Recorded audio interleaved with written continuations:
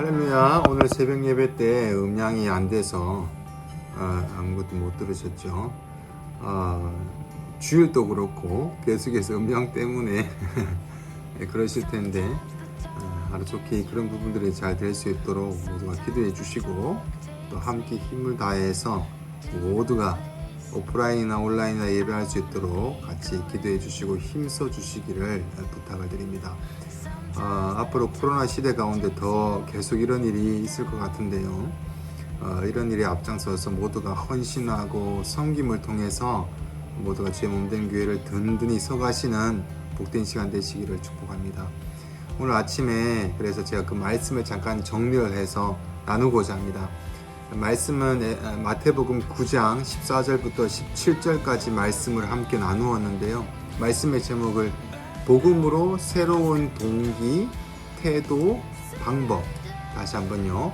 복음으로 새로운 동기, 태도, 방법이란 말씀의 제목으로 은혜를 나누었고요. 이 14절부터 17절까지의 말씀은 그 다음에 18절까지 나오는 말씀과 연결됩니다. 뒤에 나오는 말씀은 두 개의 치유 기사를 얘기해요. 하나는 다시는 해당장 야이로의 딸 12살 딸이 죽었는데 예수님께서 다시 살리시는 부분이고, 두 번째는 그 딸을 살리러 가는 길에 12해 동안 12년 동안 혈우병을 앓던 여인이 예수님의 겉옷을 만지자 낫게 되는 유명한 치유기사를 다루고 있습니다. 이 치유기사 전에 나타나는 바로 이 사건, 예수님께서 하시는 이 말씀을 우리가 보면은 18절에 연결돼서 이렇게 말씀하세요. 예수께서 이 말씀을 하실 때 한 관리가 와서 라고 얘기하면서, 예수님께서 말씀하실 때에 이 어떠한 말씀을 하시는데, 오늘 본문이죠. 오늘 본문을 말씀하실 때에 바로 이제 해당장 야이로가 와서 이제 그 얘기를 하게 됩니다. 무엇을 뒤에서 얘기하는 것을 앞과 연결되는 내용인지에 대해서는 내일 우리가 보도록 하고요. 오늘 그 먼저 얘기하셨던 이 부분이 무엇인지를 함께 나누도록 하면서 이 말씀을 오늘 하루의 말씀으로 삼으셔서 오늘 하루 또 살아가시면서 승리하시기를 축복합니다. 잠시 기도하고 말씀 봅니다. 주님, 오늘 비록 새벽 예배 때 음향이 좋지 않아서 다시 한 번 더 나누지만은 좀 더 우리 하나님의 주의 몸된 교회 주천학교회 성도들이 주의 말씀과 더욱더 가까이져서 하루를 시작할 수 있도록, 하루를 온전히 주님께서 원하신 하루를 살아갈 수 있도록 인도하여 주시옵소서. 감사드리며 예수님 이름으로 기도드립니다. 아멘. 아멘. 네, 우리 14절부터 이제 보면은, 그때의 요한의 제자들이 예수께 나와 이르되 우리와 바리새인들은 금식하는데 어찌하여 당신의 제자들은 금식하지 아니하나이까? 이전에 바리새인들이 예수님께 이런 질문을 했었어요. 예수님이 세리 마태의 집에 들어가서 식사를 하는 것을 보시면서 왜 너희들은 주인과 함께 식사합니까? 라는 얘기를 제자들에게 물었었어요. 그런데 지금은 이제 바리새인이 아니라 요한의 제자들이 그렇게 식사하고 있는 그 시점이 바로 유대인의 금식하는 날이었던 것 같아요. 그래서 금식하는 날인데 왜 금식하지 않고 여기서 금식하지 않고 식사를 하고 있습니까? 왜 세리 모아놓고 죄인 모아놓고 잔치를 하고 있습니까? 라는 질문을 하게 됩니다. 그럼 예수님께서 하시는 말씀이 있는데, 이 말씀이 금식에 대해서 정죄를 하시거나 잘못됐다고 얘기하시는 건지 다른 의미가 있는 건지는 우리가 말씀을 봅니다. 유대인이 생각하는 금식이 무엇일까를 먼저 봐야 됩니다. 유대인이 하는 금식, 유대인들의 금식은 하나님 앞에서 죄를 회개하고 자신을 낮추고 기도 시간을 보내기 위해서 음식을 먹지 않는 기간을 얘기합니다. 레위기서에 이런 규례가 있어요. 레위기 16장 29절 말씀에 너희는 영원히 이 규례를 지킬지니 일곱째 달 곧 그 달 11일에 너희는 스스로 괴롭게 하고 아무 일도 하지 말되 본토인이든지 너희 중에 거류하는 거류민이든지 그리하라 라고 하면서 음식 먹는 것을 금합니다. 모든 유대인들이 1년에 단 하루 대속죄일에 의무적인 금식일로 정해놓습니다. 그러나 그 훗날에 바리새인들이 어떻게 우리가 하루만 그렇게 할 수 있느냐, 우리가 더 해야 된다라고 해가지고 일주일에 월요일하고 목요일을 금식날을 정해서 금식을 하고 그 외에도 더 많이 금식하라고 장려를 했던 거죠. 그럼 어떻게 마태의 집에서 모인 날이 우리 예수님을 모시고 식사했던 날이 금식 날이었던 것 같아요. 그래서 요한의 제자들도 죄에 대해서 메시아 오심을 준비하는 자로서 금식에 동참을 했었던 자인데, 어떻게 보면 바리새인들 금식이나 요한의 제자들 금식이 똑같은 금식을 했었죠. 그런데 예수님의 이런 행동에 대해서 이해가 안 가는 거예요. 왜 예수님은 다들 금식하는 것은 죄를 회개하고 하나님 앞에서 더 가까이 가고 다 좋은 의미고 성경적으로 맞는 의미인데 왜 예수님은 이 잔치를 벌리고 있을까라는 질문을 하게 되는 겁니다. 15절에 보면 예수께서 그들에게 이르시되 혼인집 손님들이 신랑과 함께 있을 동안에 슬퍼할 수 있느냐, 그러나 신랑을 빼앗길 날이 이르리니 그때에는 금식할 것이니라. 이 사람들은 재난이 오거나 회개와 겸손에 대한 표시로 금식을 했습니다. 슬픔의 표시죠. 금식하는 동안은 겸손과 죄에 대해서 슬퍼하는 의미로 하나님 앞에서 나아가서 금식을 했습니다. 금식은 더욱더 하나님께 집중하게 하고 다시 마음을 변화시키고 다시 헌신의 자리로 나아갈 수 있는 그런 좋은 금식에 대한 것이었죠. 그런데 드디어 메시아가 오십니다. 메시아가 오셨고, 그러면 이제 메시아가 오시면 슬퍼할 이유가 없죠. 왜냐하면 모든 것에서 이제 구원할 자이시니까 기뻐해야 됩니다. 예수님의 임재는 그래서 혼인잔치에 신랑이 있는 것처럼 기쁜 일입니다. 예수님은 우리의 신랑 되시죠. 오셨기 때문에 예수님이 오시면 슬픔과 금식이 아니라 축하와 축제와 기쁨이 돼야 됩니다. 그럼 우리가 예수님이 그러면 금식이 틀렸다라고 하는 거나 정지하신 것이 아니라, 예수님도 보면은 누가복음 4장 2절에 본인도 금식을 하셨어요. 금식은 그러면 올바른 때에 올바른 이유로 행해져야 된다라는 것입니다. 그때는 바로 머지않아서 신랑이 빼앗긴 날이다, 뭐 이런 말씀을 또 하세요. 빼앗긴다라는 단어는 아파르테라는 단어인데, 비슷한 동사가 이제 70인역에 보면 헬라 성경에 이사야 53장 8절에 보면은 나와요. 그거는 곤욕과 신문을 당하고 끌려갔으나, 끌려가다라는 단어 가운데 빼앗기다라는 단어가 비슷하게 쓰입니다. 그래서 폭력으로 메시아의 죽음에 대해서 예언하는 이 이사야 53장 말씀의 예언이 지금 이루어지는, 그러면 예수님께서 오셔서 체포당하고 십자가에서 이제 죽음을 당하게 되죠. 그때는 제자들이 참으로 그때는 금식할 것이고 슬퍼할 것이다 라고 말씀하고 계시는 거예요.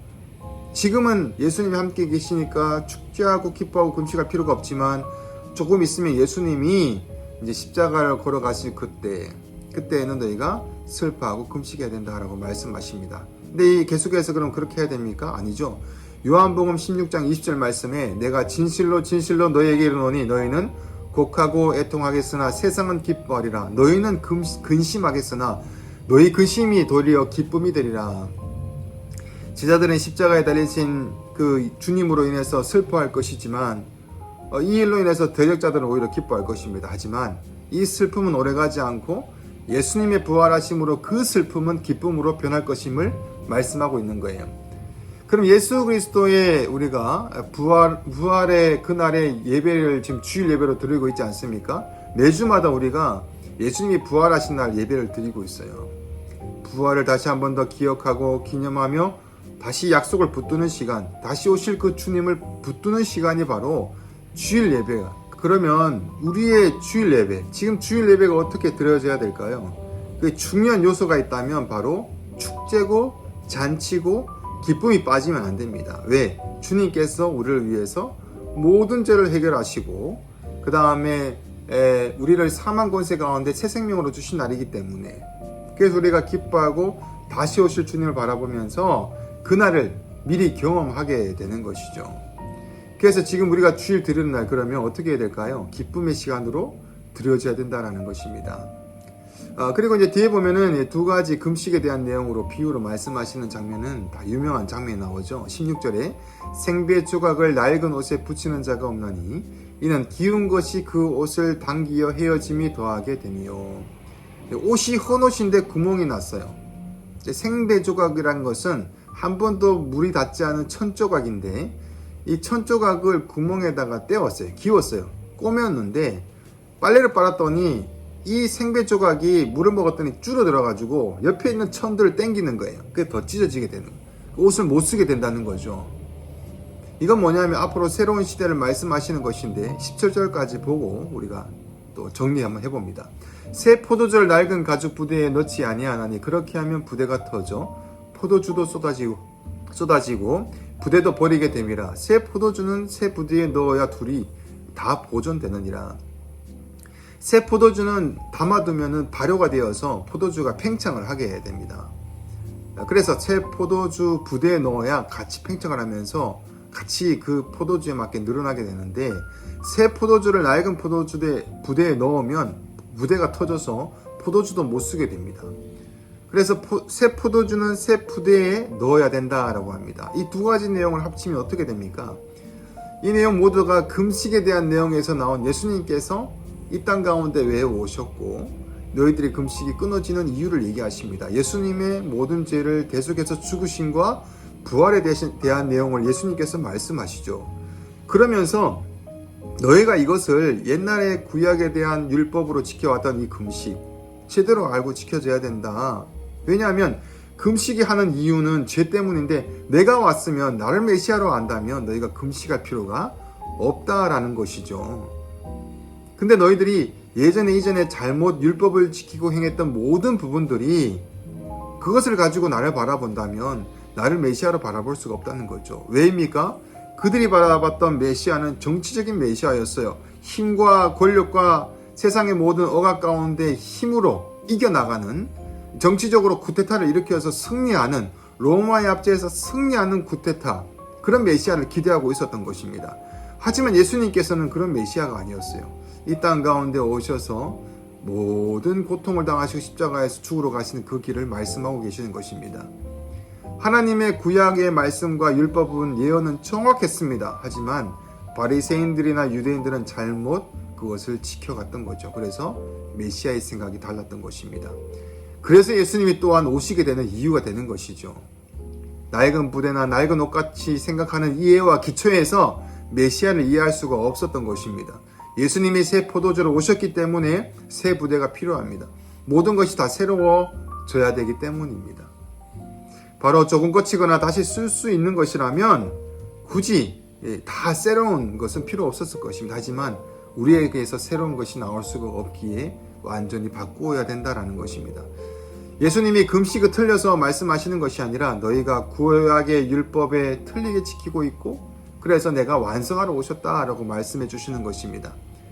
당시 유대인들의 잘못된 율법에 형식화된 이 금식과 이 모든 틀들, 그래서 메시아에 대한 내용도 모르고 예수님을 메시아로 알아보지도 못한 그 이해로 살아갔던 것입니다. 잘못된 동기와 태도와 방법들, 이에 예수님을 메시아로 이해할 수 없고, 예수님은 그래서 이 말씀을 하시고 십자가의 죽으심과 부활을 계속해서 말씀하시고 이해를 시키시는 것입니다. 하나님 나라의 백성으로서의 우리가 오늘 또 살아갑니다. 오늘 여러분이 살아가실 때에 하나님의 자녀들, 세상의 가치와 기준이나 내 자신이 생각하는 기준과 가치를 우리가 하나님의 뜻이라고 오해해서는 안 됩니다. 착각해서는 안 됩니다. 그럼 이해할 수 없는 게 너무 많이 성경적으로 일어날 거예요. 우리가 하나님의 편에서 다시 구원을 바라보면서 다시 새로운 마음과 새로운 뜻으로 다시 한 번 더 나의 동기와 태도와 방법을 세워가야 된다는 것입니다. 어디 위해서입니까? 예수 그리스도의 십자가의 터 위에서 우리가 가야 됩니다. 오늘도 가정과 학업과 일터 현장 가운데 나의 삶의 방식이 아니라 하나님께서 주신 은혜와 예수 그리스도의 복음의 사람으로서 다시 나의 삶의 동기와 태도, 가치와 방법, 기준들을 다시 그곳에 두고 살아가시기를 축복합니다. 이렇게 살아갈 때에 여러분의 그런 삶 가운데 예수 그리스도의 그 복음이 드러날 줄로 믿습니다. 아멘. 기도합니다. 주님, 오늘 주의 성도들의 하루를 살아갑니다. 기존에 알던 생각과 기준과 가치 모든 것이 혹시나 세상적인 가치와 기준과 기초라면 주님께서 새롭게 하여 주시고 새로운 부대로 만들어 주시옵소서. 그래서 우리가 주님을 알아가고 주님을 배워갈 때에 세상과 부딪히는 모든 것 가운데 하나님 나라의 백성과 기준과 가치로서 우리가 그 기초를 든든히 세워가게 해주셔서 우리의 삶 자체가 살아갈 때마다 온전히 예수 그리스도의 복음이 드러날 수 있는 복된 삶 되게 하여 주시옵소서. 감사드리며 예수님 이름으로 기도드립니다. 아멘. 아멘. 오늘 하루도 승리하십시오. 날마다 새벽마다 제단을 세우시기를 축복합니다. 말씀을 붙드시기를 축복합니다. 아멘. 그러면 우리 또 내일 뵙겠습니다.